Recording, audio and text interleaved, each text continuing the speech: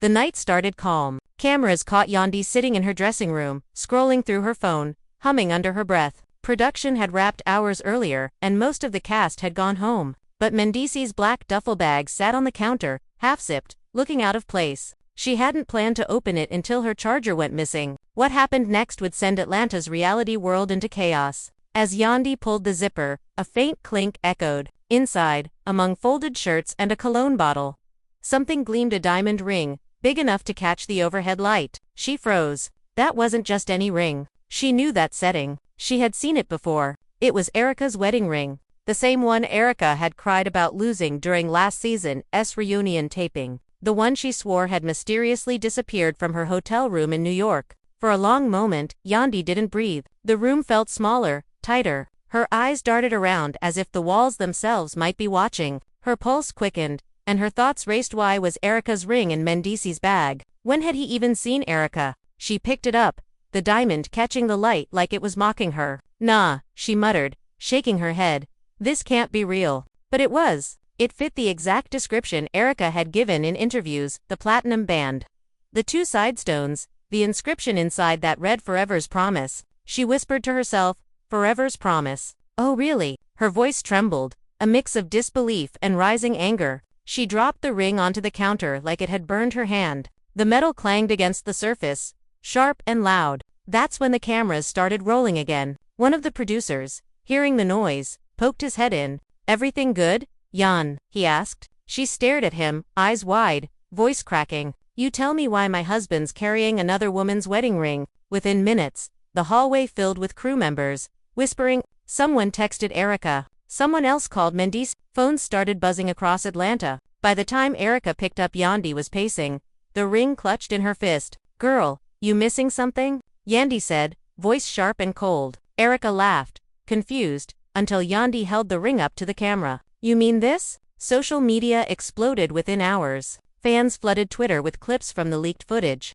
Hashtags like #YandySnaps and #EricaRing mystery shot up trending lists. One fan wrote, how TF did that ring end up in Mendeecees' bag? Another posted, nah, this season bout to be crazy. Even old castmates started weighing in. Carly Red dropped a cryptic story saying, nothing stays buried forever. As the online chaos built, the crew captured Yandy storming through the set, shouting, he gone, explain this tonight. I swear, he gone explain. Her voice echoed down the hallway, raw and shaking. Mendeecees wasn't even there yet, but it didn't matter, the confrontation was already inevitable. And that was just the beginning. Yandy stood frozen, staring at the ring glittering in her palm like it was a curse she had just unearthed. The cameras caught every tremor in her hands, every flicker in her eyes, as confusion turned to fury. The air felt charged, electric, thick with the kind of tension that no one could fake. She whispered to herself, nah, this can't be happening again.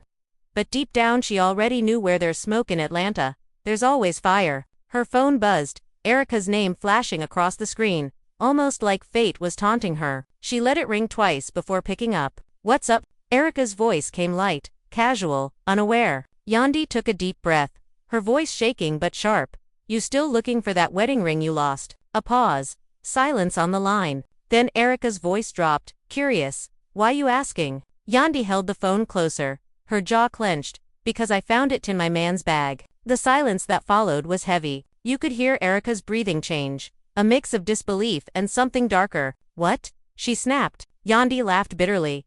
Yeah, what? You heard me. She tossed the ring onto the vanity table and the metallic clink echoed through the room. You want to explain how it got there? Erica's tone shifted fast, defensive.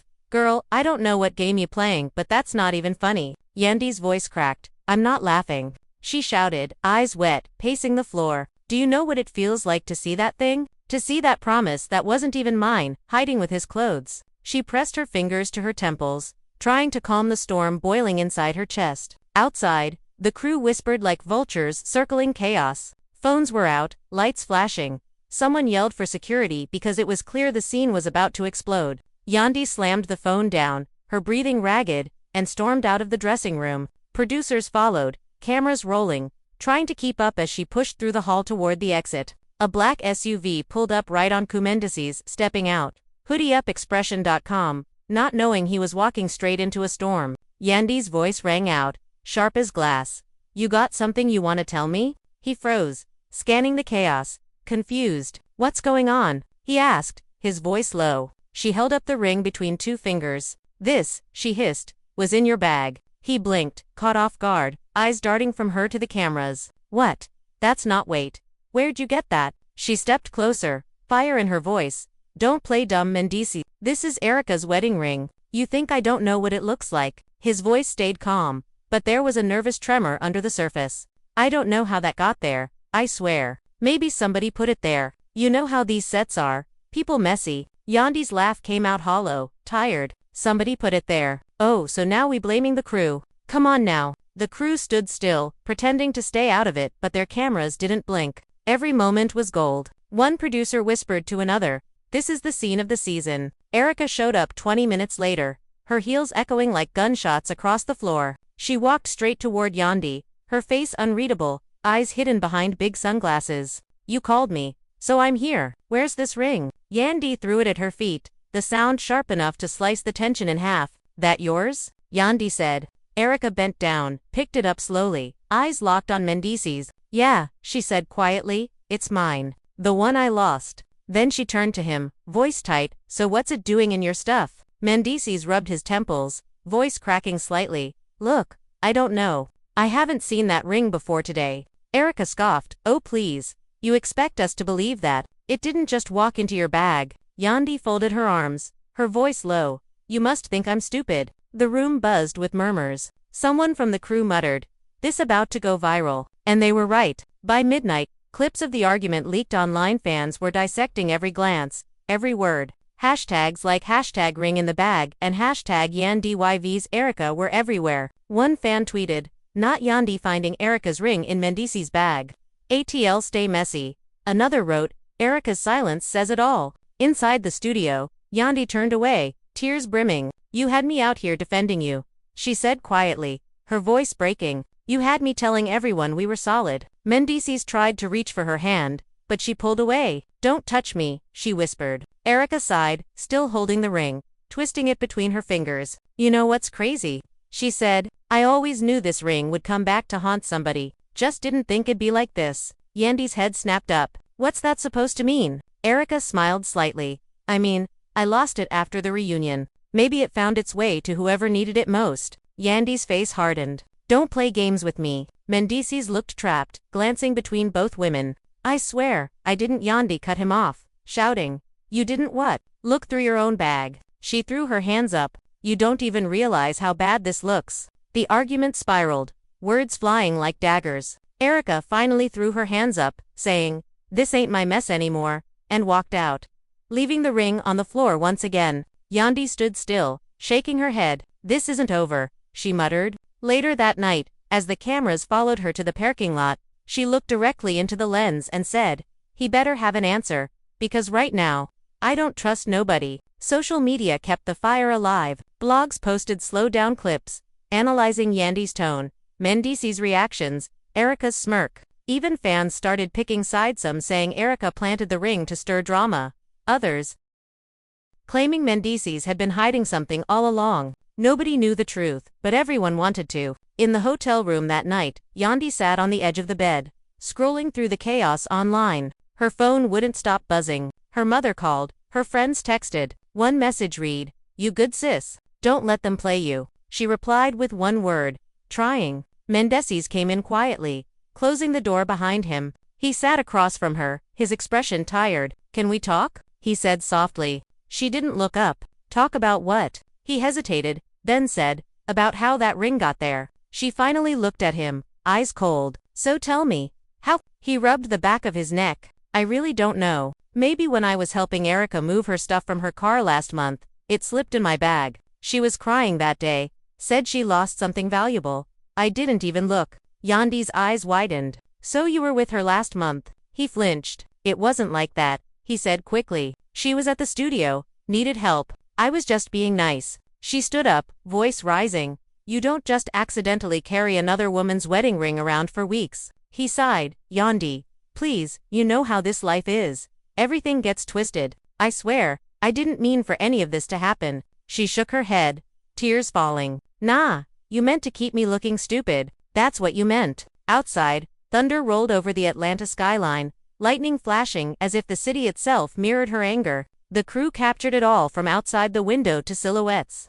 One standing, one broken, the ring glinting between them on the table. The night felt endless, and for the first time Yandy didn't know if love could survive another lie. The thunder rolled again, low and deep, like the sky was warning them that nothing about this night would end quietly. Yandy stood by the window, her arms crossed, eyes fixed on the storm. Mendeecees sat on the edge of the bed, elbows on his knees, staring at the floor. Between them, the ring lay on the table, silent but louder than any words. It sparkled every time lightning flashed, mocking them both. Yandy finally spoke, her voice hoarse from holding back tears. You know what hurts the most? Not the ring, not even the lies. It's the fact that you stood right next to me, smiling, like nothing was wrong. Like I was crazy for believing we were good. Mendeecees didn't look up. I told you already. I didn't know it was there, he said quietly. I swear, Yandy, I didn't even realize until you showed me. She turned toward him, her voice sharp. And I'm supposed to believe that?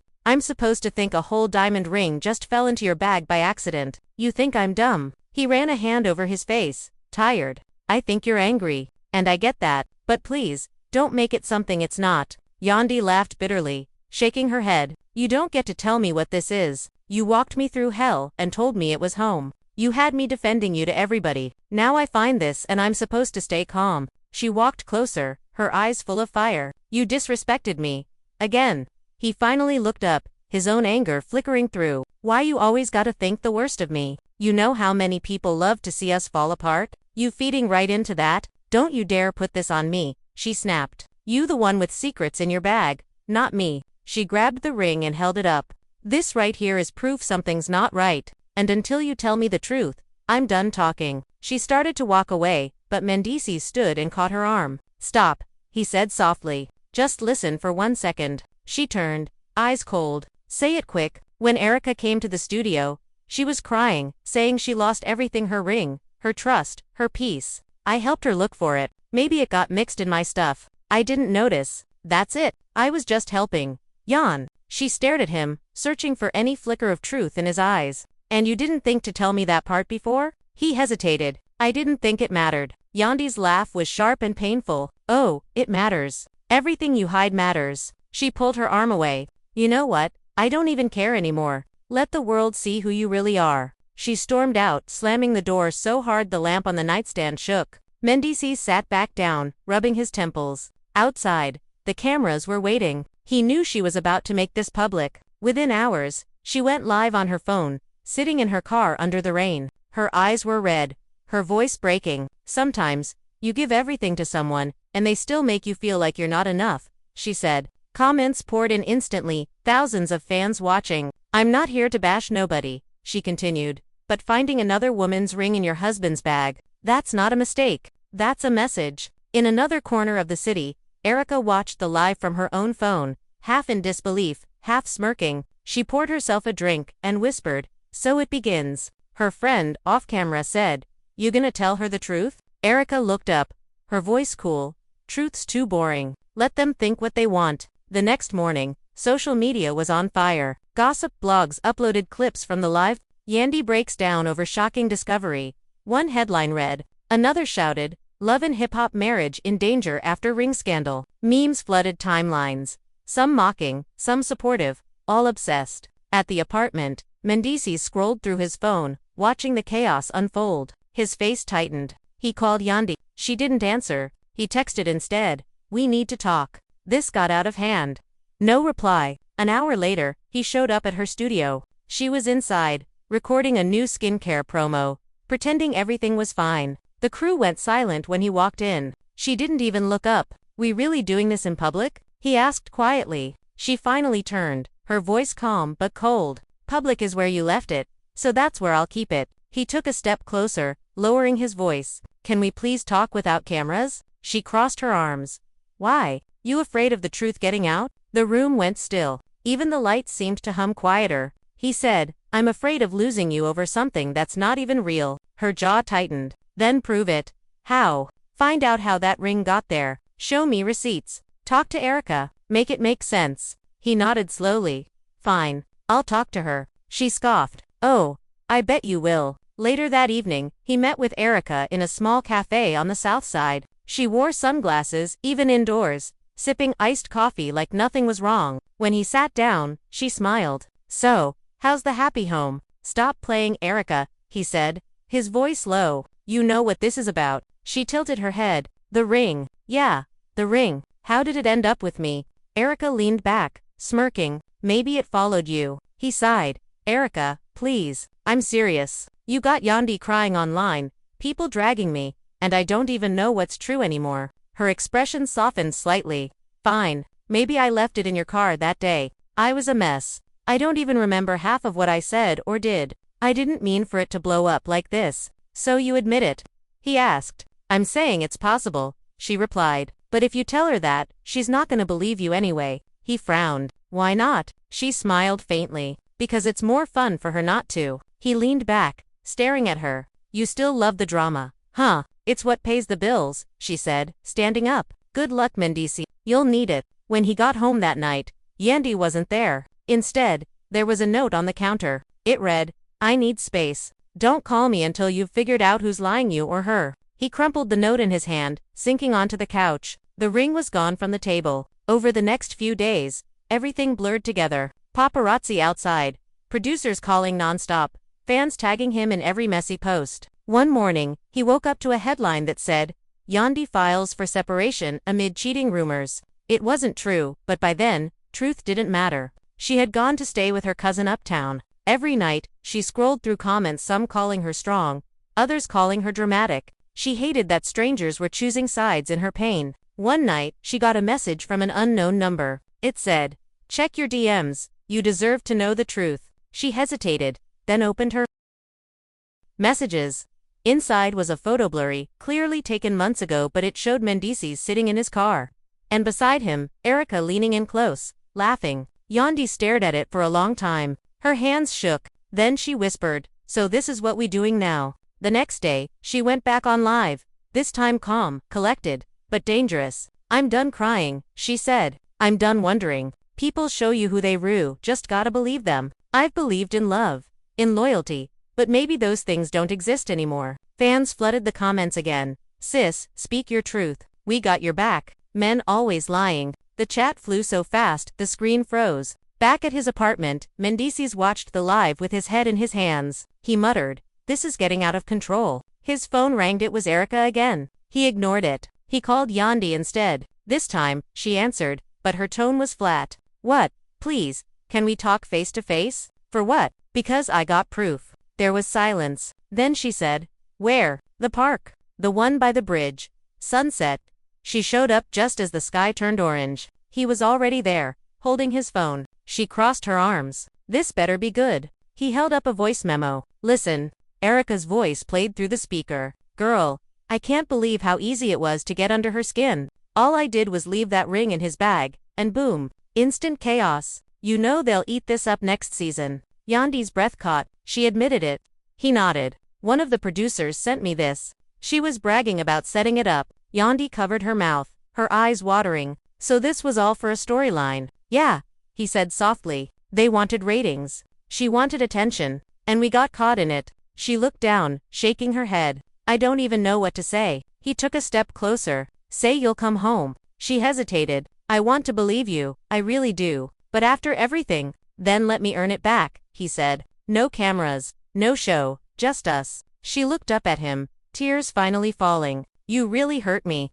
I know. And I'll spend every day making it right. They stood there quietly, the sun dipping behind the skyline. For a moment, it felt like maybe, just maybe, the storm had passed. But back at the studio, a new producer was watching the live feed from hidden cameras in the park. Smiling to herself, she turned to her assistant and said, we got our finale. And just like that, the next chapter of their chaos was already being written. The park grew quiet after the last of the joggers passed by. Yandy stood with her arms folded, her hair shifting slightly in the breeze. The air smelled like rain, heavy and clean, the kind that makes everything feel colder than it is. Mendeecees still had his phone in his hand. The voice note paused, Erica's voice echoing faintly in the background. You really expect me to believe that? She said softly, not angry this time, just tired. That she planted it. that all of this was just some stupid game. He sighed. I didn't believe it either at first, but I had somebody check. Turns out she sent that message to one of her friends to, same story, bragging about it. He handed her his phone again, scrolling to a text screenshot. Read it. She glanced down. The message thread showed Erica's name, her words spilling fats girl. I left that ring in his bag just to see if Yandy would flip. It's gonna blow up bigger than I thought. Yandy stared at it for a long time, her throat tightening. So she really did it. Yeah, he said quietly. She really did. For a moment, neither of them spoke. Cars moved along the bridge in the distance. The water below shimmered under the streetlights. It should have been peaceful, but it wasn't.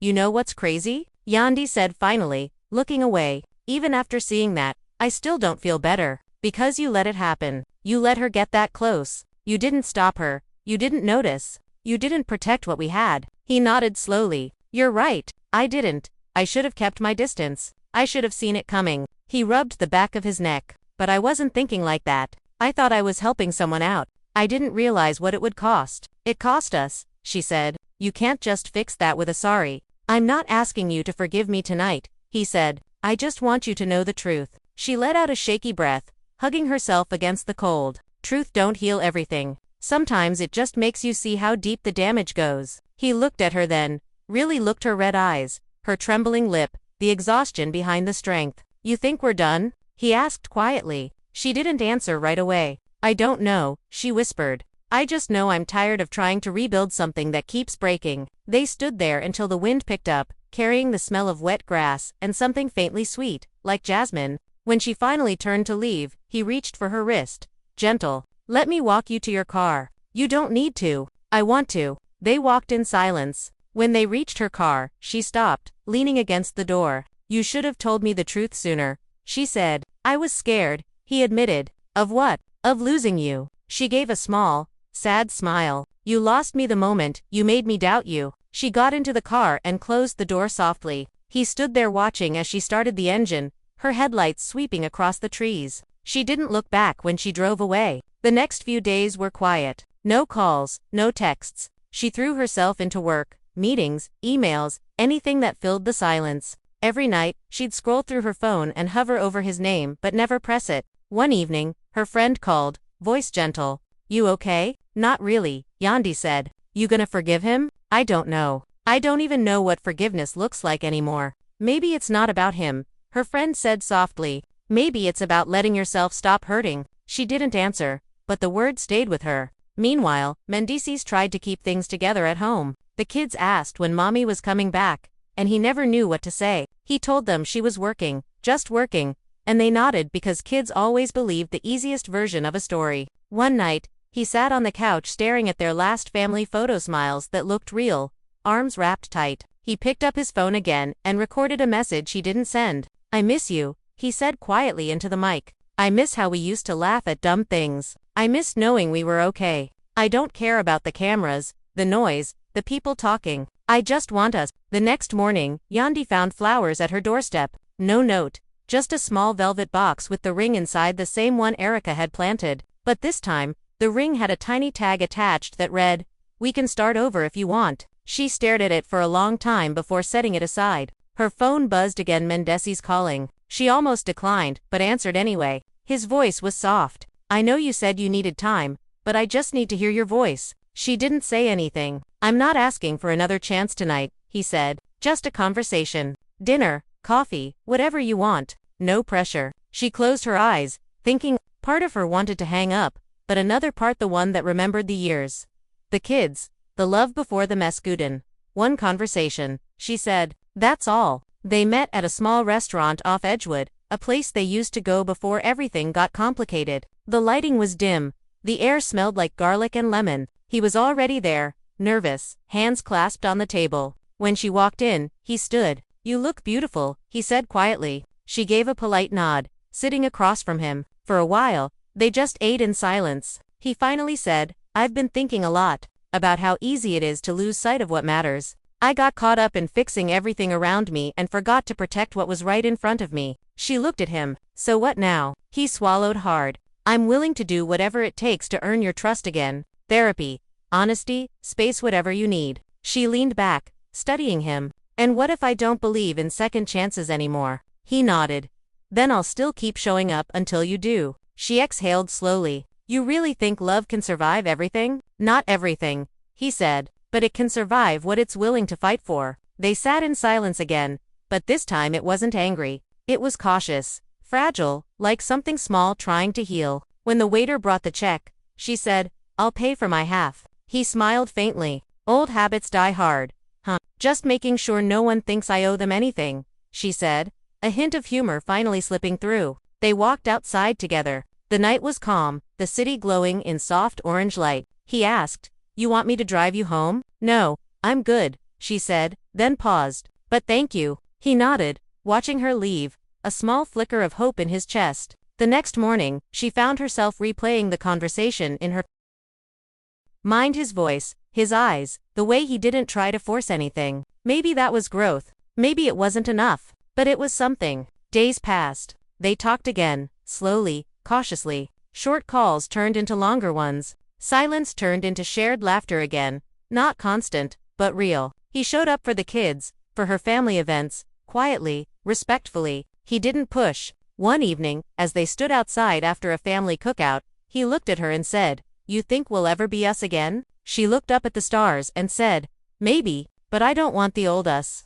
I want better. He smiled, a quiet kind of relief in his eyes. Me too. And for the first time in weeks, she smiled back, not out of habit, not for appearances, but because she wanted to. Some wounds don't heal fast. Some take time, patience, and 1,000 small moments that build trust, brick by brick. But that night, standing under the streetlight, with laughter from the house still echoing faintly, it felt like maybe love wasn't gone after all, just waiting for both of them to be ready to rebuild it right. The days that followed were slower, calmer, not peaceful yet, but steady enough that the air around Yandy no longer felt heavy. Mornings meant coffee instead of arguments, work instead of worry. Still, there was an ache that hadn't gone away, a small, sharp thing sitting in her chest every time she thought about how easily love could break. Mendeecees started showing up in small ways, not with grand gestures but with quiet effort. He'd drop the kids at school, pick up groceries, fix the leaky faucet in her kitchen without being asked. She noticed.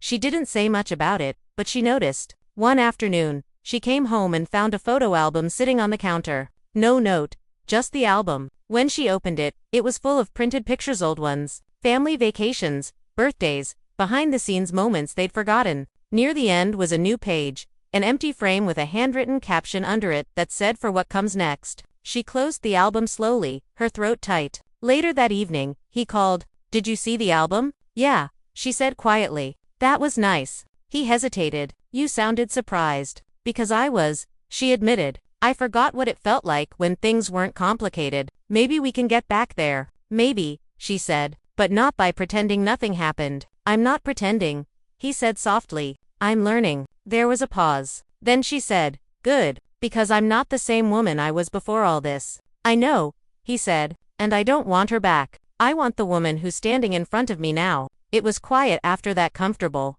Almost. They stayed on the phone for another hour, mostly silence, just breathing the same air through different spaces. Weeks passed. The internet had already moved on. New scandals replaced old ones, and the noise faded into background static. But inside, Yandy was still working through it. Therapy sessions helped her untangle the mess of trust and hurt. Sometimes she cried. Sometimes she laughed at how ridiculous it all seemed now. One Sunday morning, she showed up at Mendeecees' place unannounced. The kids were watching cartoons, their laughter spilling through the living room. He looked up, surprised but smiling. Hey, she said. I made breakfast. You cooked. He teased gently. Don't get used to it, she said, smiling faintly. She carried in a tray pancakes, fruit, juice. They sat at the table, the kind of simple scene that used to be normal. Halfway through eating, she looked up. Do you still have that ring? He nodded. Yeah. Why? I've been thinking, she said. Maybe we should give it back to Erica. He froze. You serious? Yeah, she said. Because keeping it just feels like holding on to bad energy, and I'm done carrying things that don't belong to us. He nodded slowly. You're right. A few days later, they met Erica at a quiet lounge. She looked surprised when she saw them together. Wow, she said, smiling slightly. Didn't expect this. Yandy placed the small box on the table. That's yours. Erica blinked. You're giving it back? Yeah, Yandy said. Whatever story you were trying to tell with it, we're done being part of it. For once, Erica didn't have a comeback ready. She looked between them and said, "Guess I didn't realize how deep it went." "You never do," Yandy said softly. "You start fires just to see who runs toward the smoke." Erica looked down. "You're right." She opened the box, staring at the ring for a moment. "Funny thing is, I don't even want it anymore." She pushed it back toward Yandy. "Keep it,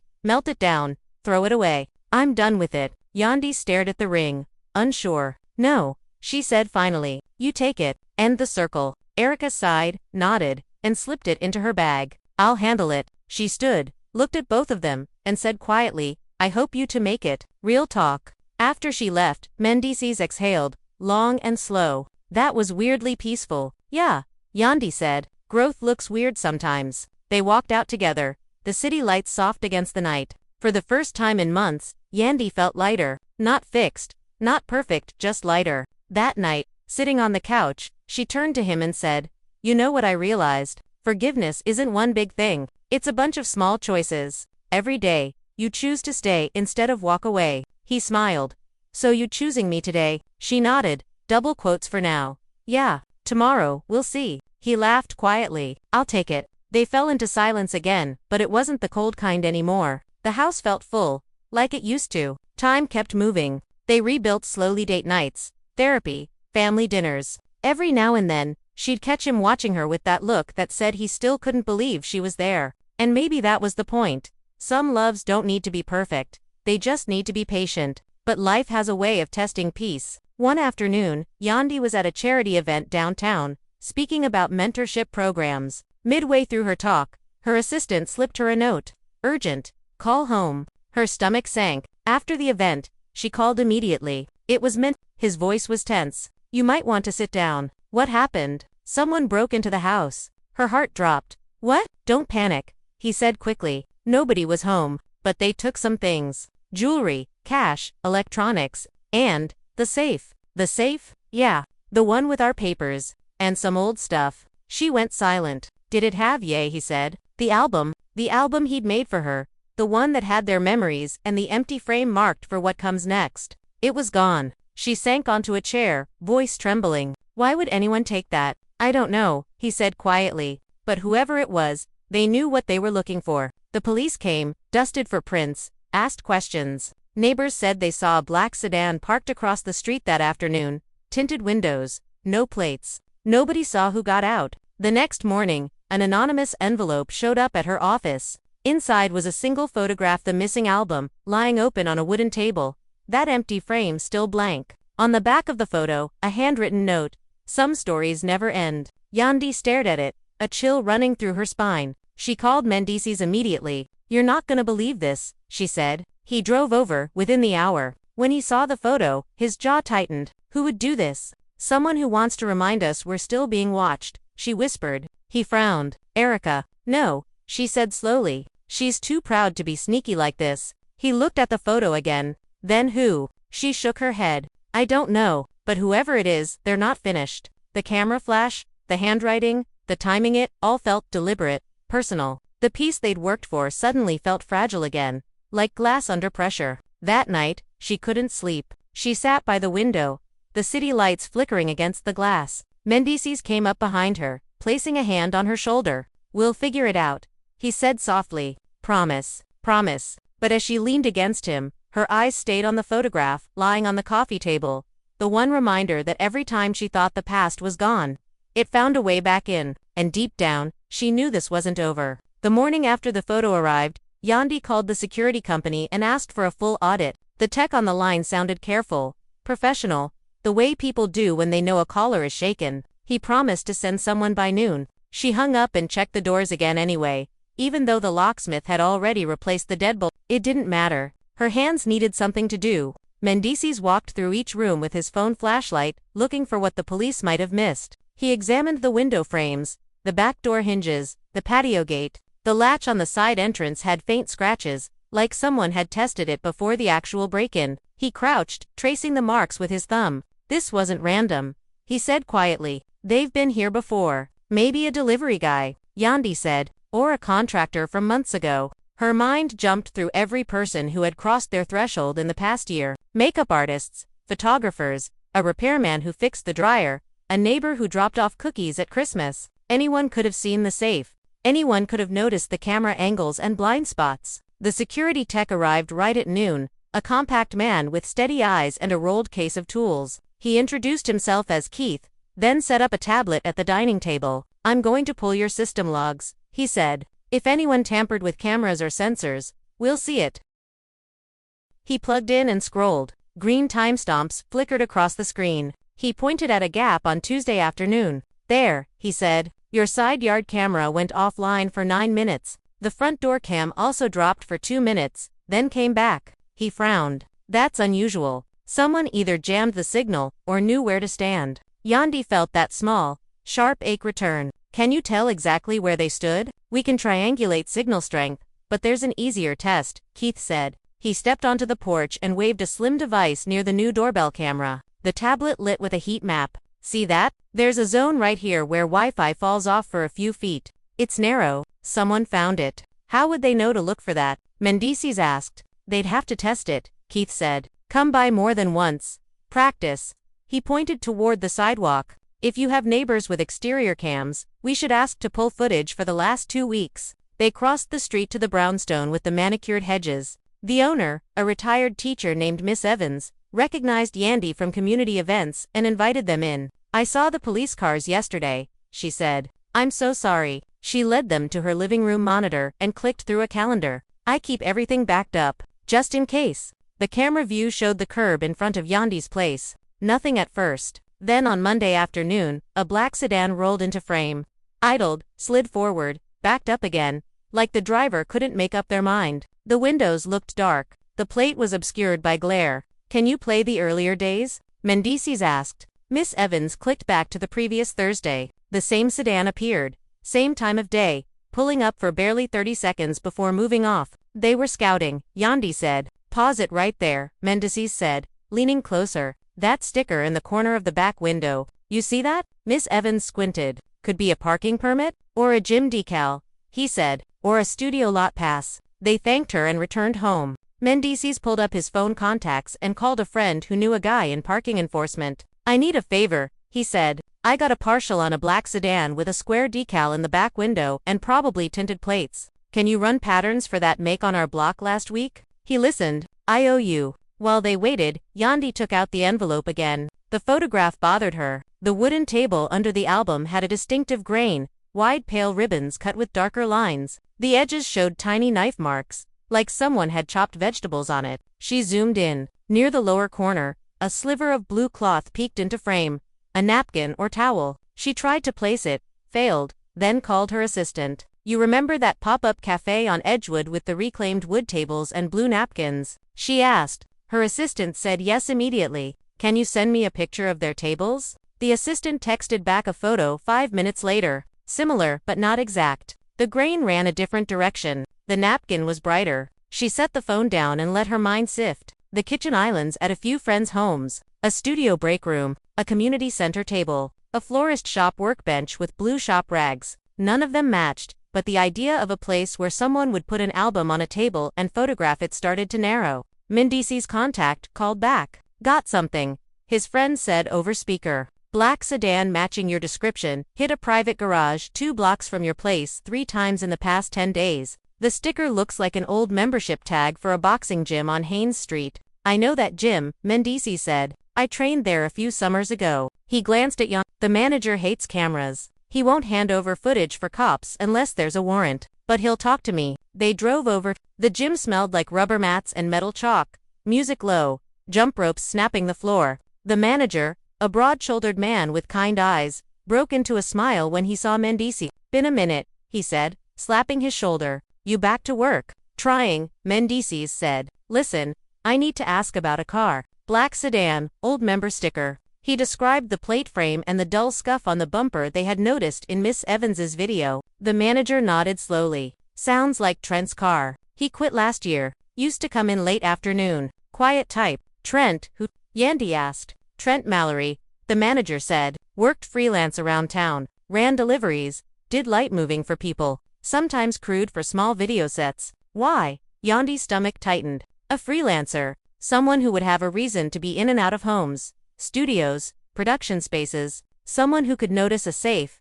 map camera blind spots, and borrow a decal from a gym he no longer paid for. "You got a number?" Mendeecees asked. The manager hesitated, glanced at Yandy, then back at Mendeecees. "If he did something to your family, I'm not covering for him," he said, and wrote a number on a sticky note. They didn't call right away. They drove to a public place first, a coffee shop with clear sightlines and 2 exits. Yandy dialed, put it on speaker. Trent answered on the 3rd ring, voice flat. "Yeah, Trent Mallory." Yandy said, "This is Yandy. I want my album back." Silence. Then a click, like he leaned away from the phone. "Don't know what you're talking about. We have footage of your car on our block multiple times," Mendeecees said, voice steady. "We have the sticker ID, the garage logs, and a neighbor cam." Trent exhaled through his nose, a dismissive sound. "That ain't proof." "The police think otherwise," Mendeecees said. "And the gym manager gave us your number."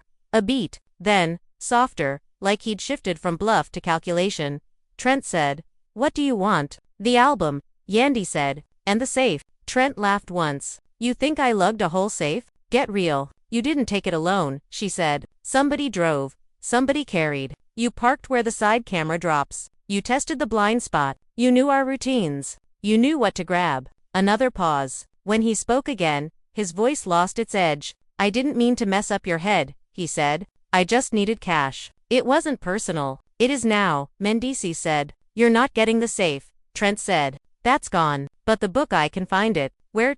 Yandy asked. "Warehouse off Chattahoochee," he said reluctantly. "Old artist space. Unit C." "You didn't hear it from me." "Meet us there," Mendeecees said. Trent snorted. "I'm not stupid." "Then leave it in a bag by the loading dock and walk away," Yandy said. "We won't chase you. We just want what's ours." He hung up. They looked at each other, both hearing the same warning. A setup was possible. They called Keith the security tech, explained the meet, and asked if he knew anyone who worked private security on the side. He did. 2 off-duty guards agreed to shadow the pickup discreetly. At dusk, they drove to the warehouse district, the sky bruised purple. Unit C sat behind a row of brick walls, tagged with careful graffiti, the kind that looked commissioned rather than careless. The loading dock faced a side lot. A paper grocery bag sat against the wall. Nothing else around it. Yandy's heart thudded. "Feels too clean," she whispered. The guards scanned the area with small flashlights and a handheld detector. No wires, no trackers. One guard lifted the bag, peered inside, and nodded. "Album," he said. "Nothing else." Yandy took it with both hands, breath catching when she saw the cover. She flipped to the last page. The empty frame was still empty. No note this time.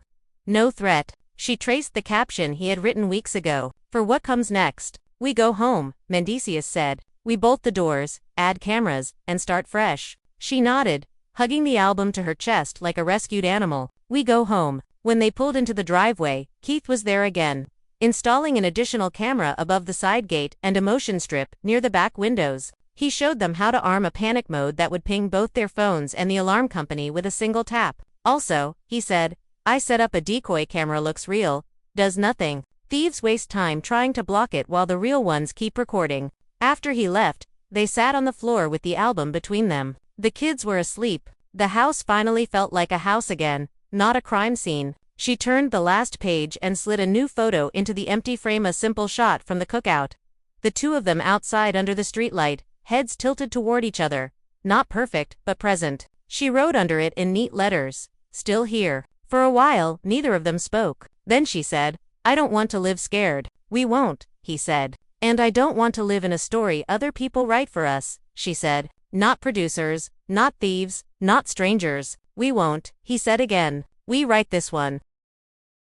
The next morning, they drove to the precinct with the photo of Trent's car, the gym note, and the phone logs. The detective listened, took the packet, and nodded. "We've been tracking a small crew working this side of town," she said. "If your guy is connected, we'll find him." Outside the station, Yandy stood on the steps and let the sun hit her face. The ache in her chest didn't disappear, but it loosened. Healing didn't ask her to forget. It asked her to move. That afternoon, she returned to her office. The team gathered in the conference room, waiting for her lead. She looked around at their faces and realized she had spent weeks reacting. It was time to act. "We're updating all protocols," she said, steady. "No unscheduled visitors. No exterior shots of the house. No tagging locations in real time. And we're investing in a scholarship fund with the charity arm we've been building. Something that isn't about us at all." She paused, letting the room settle, because the only way to answer chaos is to give it less of us. After the meeting, she sat alone for a few minutes,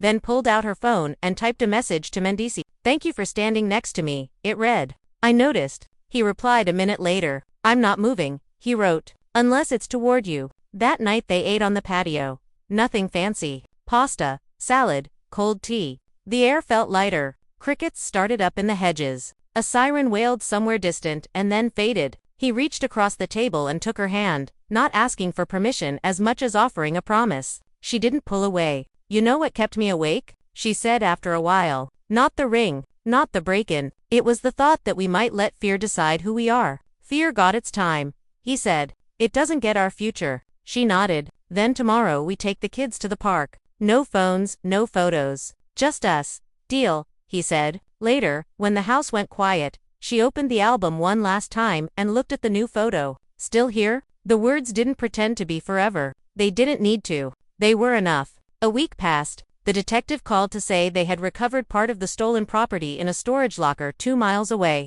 No safe yet, but the trail was warm. Trent's name had surfaced twice in other burglaries. An arrest warrant was pending. Yandy listened, thanked her, and hung up. She turned to Mendeecees and smiled, not triumphant, not smug, just relieved. "We're getting pieces back," she said. "We are," he said. "Including us?" She looked past him to the patio doors, to the faint reflection of them side by side. For the first time in a long time, the reflection looked like something she could believe in, not because it was perfect, but because it was honest, because it had been tested and didn't run. When they turned off the lights, the house didn't feel like a scene anymore. It felt like a beginning. The first morning after the detective's call, sunlight spilled through the kitchen windows instead of police flashlights. The smell of pancakes drifted from the stove, soft music hummed from a speaker, and for a moment everything sounded normal. Yandy poured coffee, steadying the cup with both hands. Normal felt strange after months of waiting for another shoe to drop.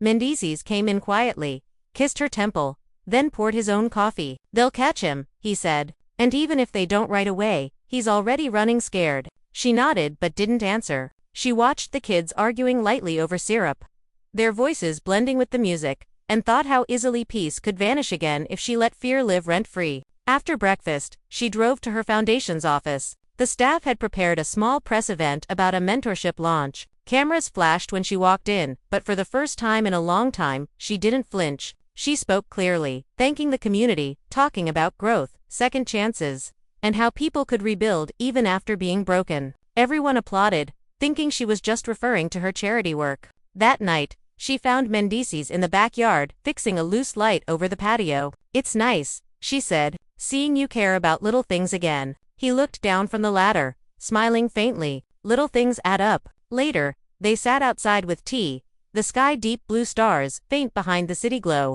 He said, "I talked to the detective again. Trent's crew might have sold some of what they stole to a pawn shop in Decatur. She asked if you'd come identify the rest." She nodded.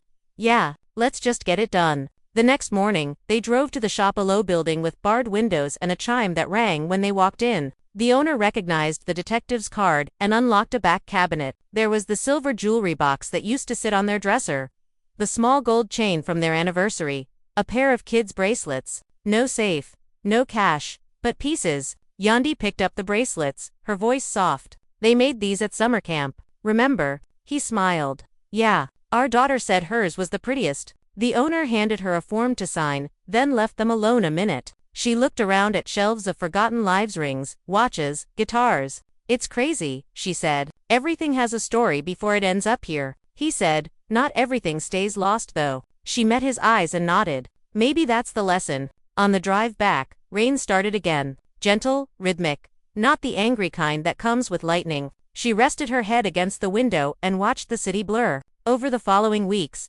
things quieted. She threw herself into work, into home, into the slow ritual of living. Therapy appointments continued. He joined her sometimes, sometimes not. Trust came back in uneven steps, forward, sideways, pause, forward again. One evening, she found an email from an unknown address with no subject line. Inside was just one sentence. "Did you ever wonder why the ring really disappeared the first time?"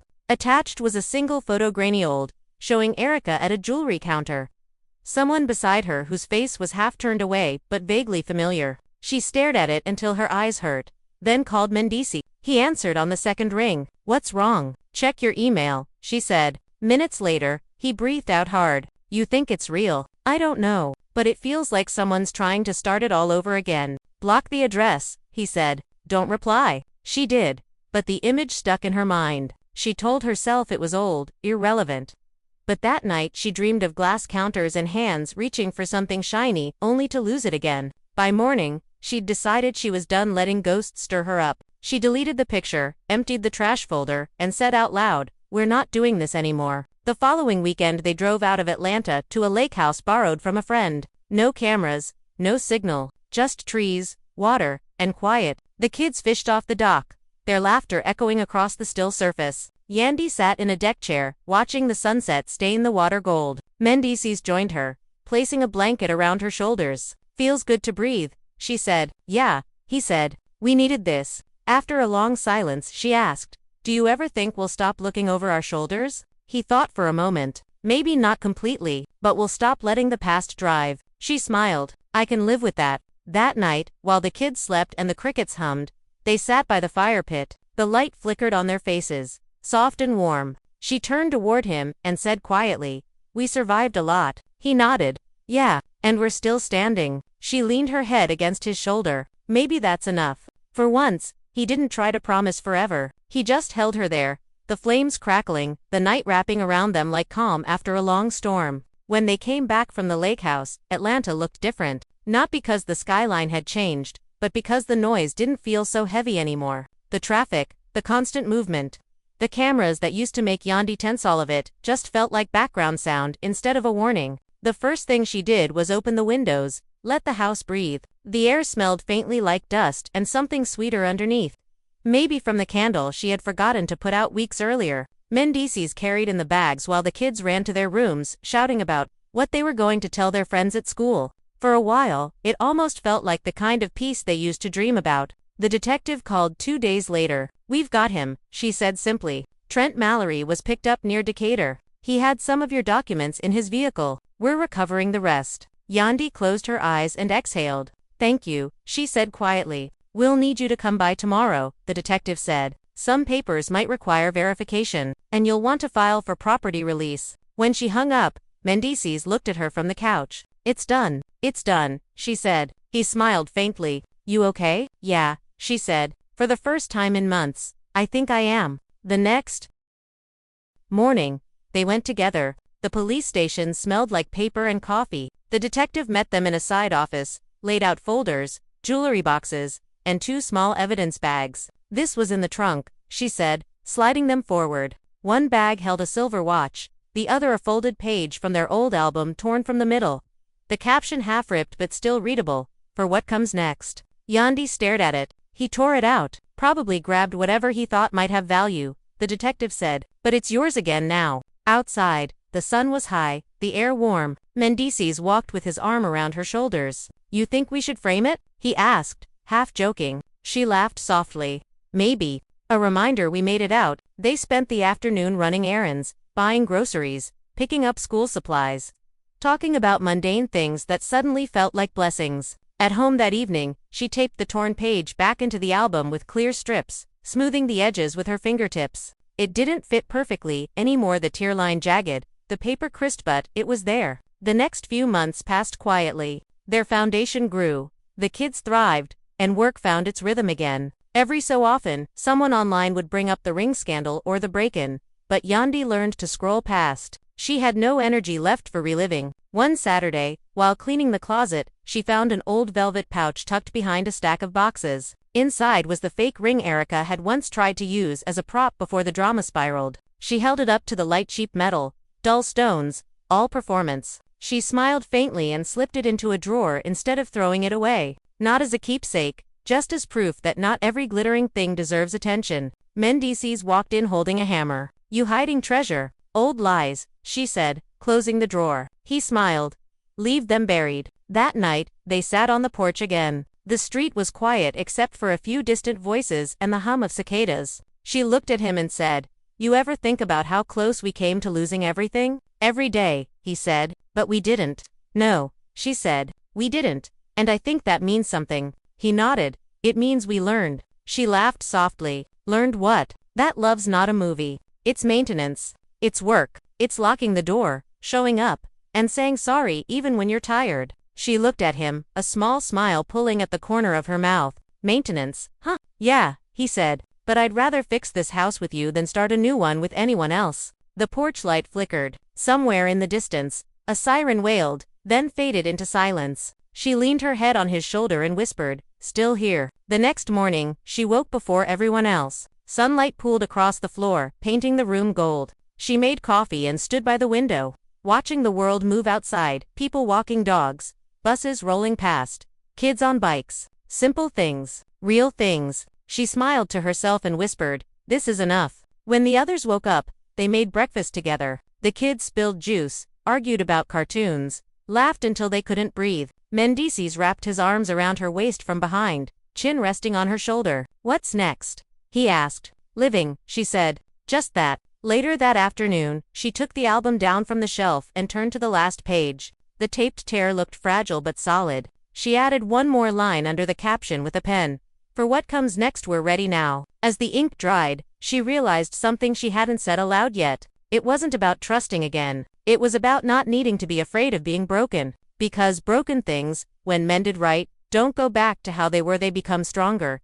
Even if the cracks still show. She closed the book and set it back in its place. The phone buzzed with a new message, just a friend, checking in, asking how she'd been. She typed back, "Better." Finally, better. Outside, the light changed, softer toward evening. She called for the kids, told them to grab their shoes. "Where are we going?" one of them asked. "Anywhere," she said, "somewhere new." And when they stepped outside together, doors closing gently behind them, the air felt open again, wide enough to hold everything they had survived and everything still waiting ahead. And that's how it all finally settled. No cameras, no leaks, no chaos left to chase. Just Yandy Mendeecees and a story that refused to stay broken. Atlanta moved on to new rumors, new noise, new headlines, but behind closed doors. The frost in her chest melted one small moment at a time. She stopped checking her phone before bed. She started sleeping through the night again. Sometimes healing isn't loud, it's the quiet choice to wake up and keep trying. Fans who had watched from the sidelines started to notice the difference too. The comments turned from shock to warmth. "You can tell she found peace." One wrote, "That glow ain't from makeup, it's from freedom." Another said, "If they can make it through that, maybe love really can start over." What no one saw were the mornings when she'd stand in front of the mirror and still feel unsure. Healing doesn't erase memory, but she learned how to live with it instead of under it. That was the real win. And maybe that's what makes this story hit so deep, the way it reminds you that forgiveness isn't a one-time thing, it's daily work. It's sitting across from the person who hurt you and saying, "I'm still here," even when your voice shakes. It's understanding that survival isn't always dramatic. Sometimes it's just showing up for another day together. People ask if Yandy and Mendeecees ever went back to how they were before the ring, before the headlines, before the break-in. The truth, they didn't. They went somewhere different, somewhere quieter, wiser. They started locking doors, not out of fear but out of care. They learned to keep their love off social media and on solid ground. And that made all the difference. The album sits on a shelf now. Not hidden, not displayed, just there, part of the room, like furniture that's been used but still sturdy. Every once in a while, when the house is silent and the world feels kind, she opens it to that last page. The tear is still visible. The handwriting still says, "For what comes next, we're ready now." She runs her thumb over it, smiles, and closes it again. The camera of life doesn't need it just keeps rolling. Some frames are messy, some blurred, some heartbreakingly clear. But when you look back, you realize every frame mattered. Every frame got you here. So if you've ever watched someone fall apart and thought they'd never find their footing again, remember this: broken isn't the end of the story. It's the proof that you had something real enough to hurt. And rebuilding, that's the proof that you still believe in better. And maybe that's what this whole thing was about. Not rings or rumors or stolen safes. Just a people learning that love isn't what you say when the cameras are on, it's what you do when nobody's watching. And as for Yandy, the last thing she said before the credits of that chapter rolled was simple. She looked straight ahead, not at a lens, not at a crowd, just at life, and said, "I'm done surviving. Now I'm living." That's it. That's the heart of it. So if you're watching this right now, take a second and ask yourself, what's your version of that album? What page are you ready to tape back together? Who's the person you still need to forgive, even if it's yourself? Maybe this story isn't just theirs. Maybe it's a mirror for you, too. And if you made it this far, you already know what to do. Don't just scroll past. Drop a comment below and tell us what you took from it. Do you think forgiveness is strength, or do you think some things can't be fixed? Let us know. And while you're at it, hit that like button if this story moved you, even for a second, because every click, every share, keeps stories like this alive, the kind that remind us people can fall,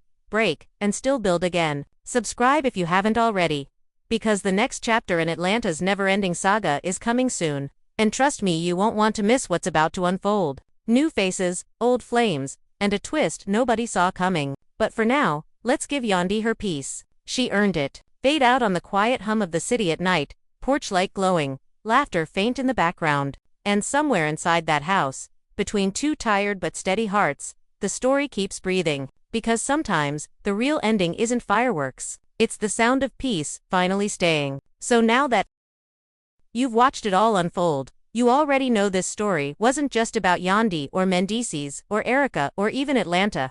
It was about what happens when love gets tested, when trust breaks, and when the world keeps watching while you try to piece yourself back together. Every one of us has a version of that story. Maybe not on camera, maybe not with millions of eyes waiting for the next twist, but inside, we've all had our moment where something we believed in fell apart. If you've ever had to stand in the middle of your own storm and still show up, still smile, still say I'm okay, then this one was for you. And if you felt something watching it, anything, then you already understand what this channel is about. It's not just gossip or glitz. It's about the real emotions hiding underneath the noise. It's about heartbreak that teaches and mistakes that shape people. It's about how every story, no matter how messy, has something human sitting quietly inside it. So before you scroll to the next video, take a second, breathe. Ask yourself, what's the ring in your life right now? The thing that keeps resurfacing, no matter how far you try to run. The secret, the argument, the loss that still glows faintly under the surface. You don't have to fix it tonight. You don't even have to talk about it. Just don't pretend it's not there.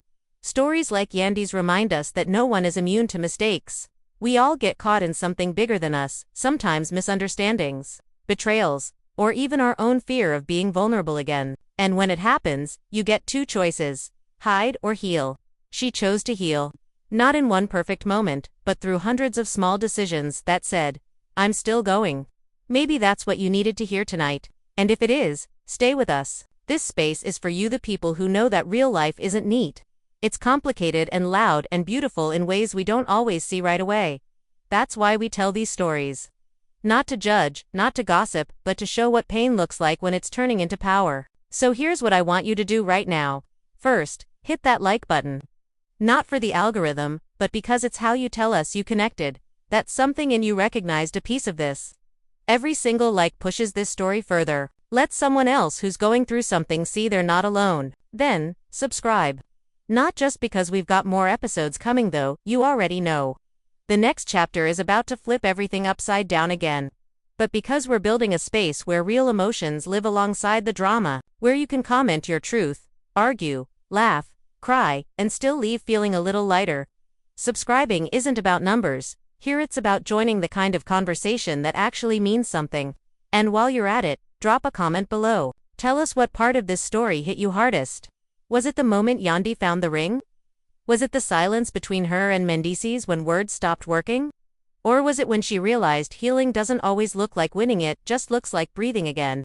Write it out. We read every single comment because behind every reaction is a heartbeat, and we feel that. Share this video too. Send it to someone who might need it. Maybe a friend who's been holding on too tight to something that's already over. Maybe someone who stopped believing in second chances. You never know how much one story can shift a person's day. One share could be the reason somebody decides not to give up tonight. And if you've been here since the start, through the chaos, the heartbreak, the cliffhangers, thank you. You're not just a viewer anymore. You're part of the story. You're the reason these moments matter. Because stories only live when someone's willing to listen, and you did. But before you go, let's be real for a second. Every story like this carries a piece of truth, and the truth is life doesn't stop throwing tests at you. Just when you think you're done with one chapter, another one starts. The goal isn't to avoid the next storm. It's to know you've already survived worse. So when it hits, you'll breathe, stand taller, and whisper, "I've done this before." Remember that every time you see someone smile online, there's a whole unseen fight behind it. The quiet breakdowns, the sleepless nights, the apologies that came too late. That's what makes stories like Yandy's powerful, not because they're perfect, but because they're honest, because they remind us that even the strongest people crack, and that cracking doesn't mean breaking forever. So take this moment and let it mean something. If you've got love in your life right now, protect it. Talk it out before silence builds walls. Forgive faster, even when pride wants to win. And if you're alone tonight, don't let that feel like failure. Sometimes, solitude is just the pause before something new starts. And when you see the next upload pop up, when that thumbnail flashes across your screen with another familiar face, another twist, don't think of it as just entertainment. Think of it as another chance to understand the way people love, lose, and rebuild. Because every story we tell here is rooted in one truth: no matter how messy it gets, you can always find your way back to peace. So go ahead, hit that subscribe button right now. Turn on notifications so you don't miss what's coming next. You already know, Atlanta never sleeps, and neither do the stories that live in its heart. And if you've got your own story to tell, drop it in the comments or tag us. Your truth might be the next one someone needs to hear. And if you felt this in your chest tonight, don't just leave it at that. Send this to one person you love. Tell them, "Hey, I saw this and thought of you." That small gesture might do more than you think. Because that's what this channel is for: raw, imperfect, human connection. The kind that makes you feel seen even when the world feels too loud. So before we fade out tonight, remember this line: peace isn't found in silence, it's built in forgiveness. And love doesn't stay alive because it's easy, it stays alive because somebody chooses it, over and over again. Now go ahead, drop a heart in the comments if you're choosing peace this week. Share this if you're ready to let something go. And come back tomorrow, because the story doesn't stop here.